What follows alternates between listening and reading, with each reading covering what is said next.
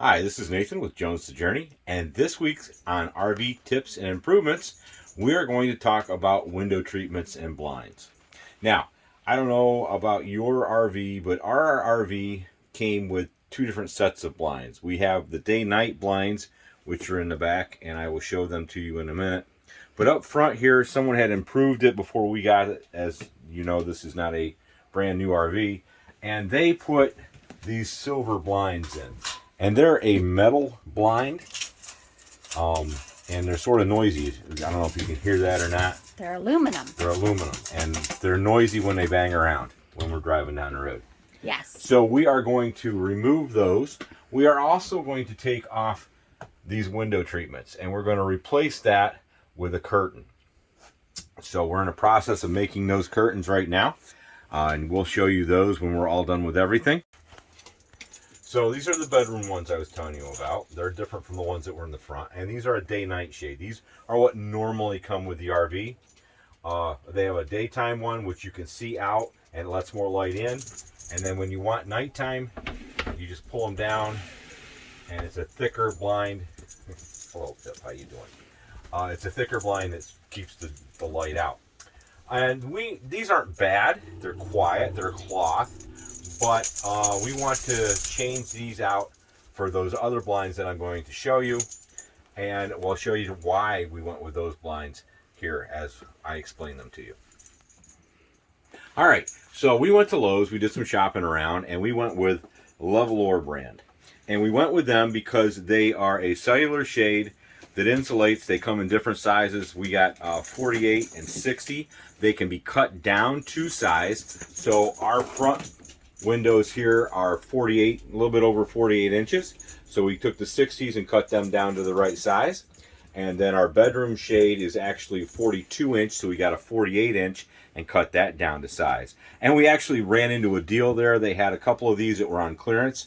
And we've got the two 60s for less than what the 48 cost us. But shop around, you can save some money. Anyways, why we got these are very simply this. First of all, it's a one-touch expand, okay, and take back up. And the other reason is a lot of times as RVers, we will use reflectics in the windows. Well, these are sort of made like reflectics. As you can see, they have a center into them. They're not just a piece of cloth. And in the inside of these, it is a tinfoil type material, and so it reflects the heat as well as the light. So these are room darkening, so they'll make the room dark when we want it to be dark, and when we don't want it to be dark, we'll just lift up the shade and be all set to go. But they will also help insulate the room, so we won't have to use reflectics when the weather is cold or when it's real hot, like it was when we were out in Arizona a couple years ago. So we're going to work on taking down the valance over here in our dining room area, and also the blind, and then we'll show you once everything's put back together. Well, we kind of gave them a sneak peek already. Yes. Because that window's had the valance taken off. This has got the new blind up, and the valance is off, and it works just like that. And we'll pull it down as far as we want to go down. And then we just one touch it, and up it goes just like that. And as you can see, it really darkens the room, even though the shade itself is a light color, which brightens the room. So with these valances, usually they're held in by screws, and usually the screws are right about here in the corners. So what we're going to do is take out the blinds first. These hook in by a little tab up here, and that tab is right there. Flip that tab, find the other one on the other side, flip that, and it should lift right out just like that. Now that's not how the day-night shades that are usually installed come out. Not that easy. No, not hardly. But these ones that's the way they come in and out. So, our blinds are out of the way. Now we're going to have to look up in here and sort of by feel find where that corner screw is,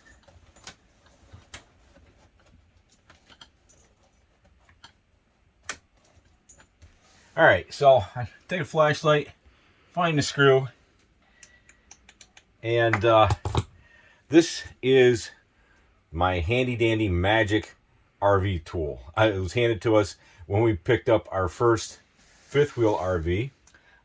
My buddy says, you want to keep that RV. It is just that tool, because everything in the RV, It's got like a square knobby on the end. Screws in with that. And that's exactly the fact. They don't use a regular Phillips head screwdriver or screw. They use these ones. And now I've lost. There it is. There it is. All right.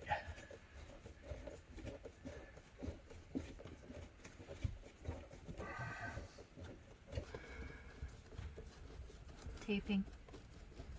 All right, so we found the other one. On the other side, unscrewed it. And just that simple. Bob's your uncle. And down it comes. All right, so we're going to take off the old hardware from the other blinds, and then we're going to take the new hardware, put it up here, mark it, drill the hole for the new screws. And actually, I'm going to use these old screws because the new screws that those blinds come with are super long, and I don't want to use the super long screws. So I'm going to use these ones and save those super long screws for another project.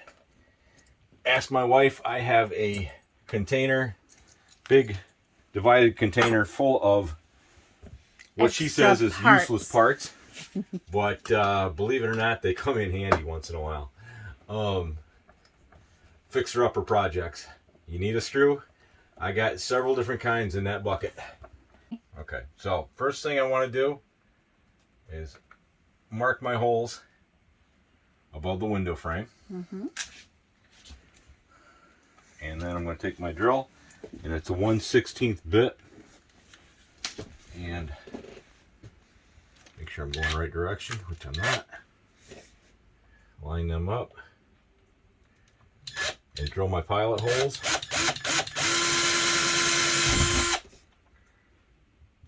Always make sure you drill with a smaller bit than what your screw is. All right, so like I said, I'm going to use the old screws that I pulled out of the other hardware, and we're going to put these in.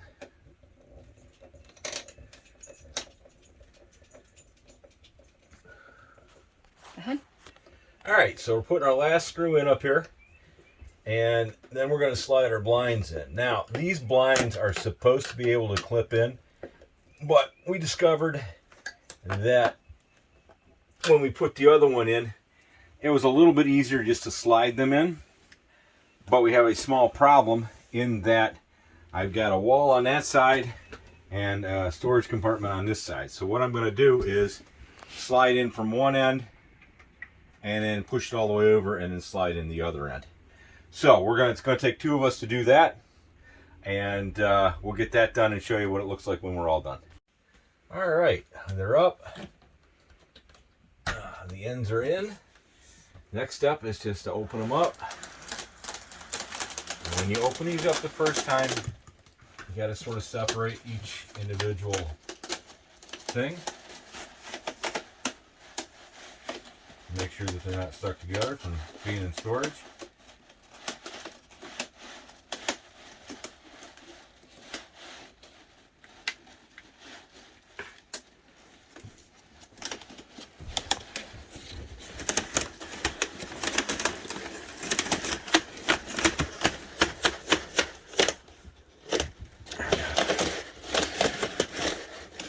And that's just a matter of stretching them out a little bit. And these work real nice. So you just push the button, lift them up, and to close them, push the button. You mean that was closing them? Yeah, that was close. To open them, push the button, and pull it down to your desired height. Simple as that. All right, we're going to do the bedroom one, and then we'll install the curtains, and we'll show you how it looks once everything's done. Okay, so bedroom is all ready for the curtains. We took down the volants, took down the blinds. For this window, as you can see, works as it's supposed to and darkens up the room nicely. It will insulate the room. Now, we are not replacing these blinds. They're going to look a little weird, but it is what it is. This is a 12-inch blind, 14-inch blind, and in order to get it that size, you have to have them custom made, which is buku expensive. So we've decided to deal with what we have and save a few bucks that way.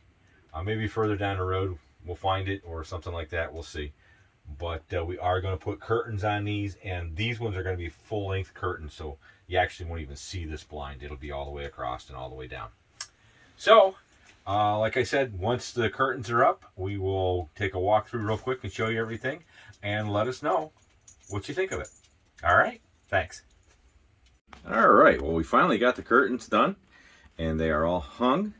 And Betty's going to give you a quick tour of the finished. We're going to show you with the blinds up, and then again with the blinds down, so you can see the whole, get the whole effect. All right, so here we go.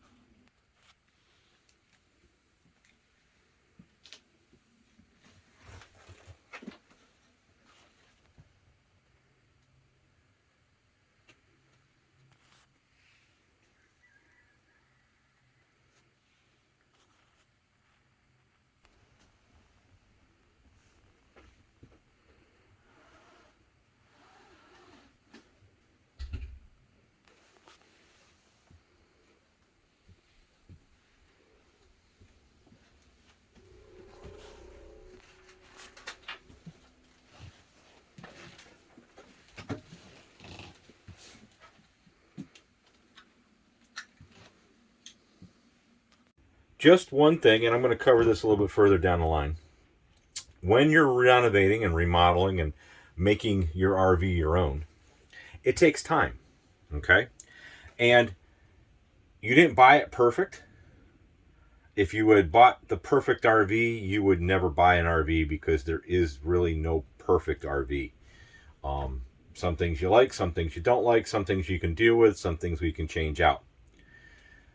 In our lives, before we come to Christ, we don't come to Christ perfect. Matter of fact, we're broken, okay? We're sinful beings. Christ doesn't expect us even close to perfect. He knows how sinful we are. We don't come to Christ we don't change to come to Christ. What happens is, after we come to Christ, we change. He changes us, okay? We bought this RV, and now we're changing some things that need to be changed for us, okay? Christ does the same thing with us. We come to him broken, battered, torn, dented, holes in our blue jeans, as the song goes, and he changes what he wants, changes us into what he wants us to be.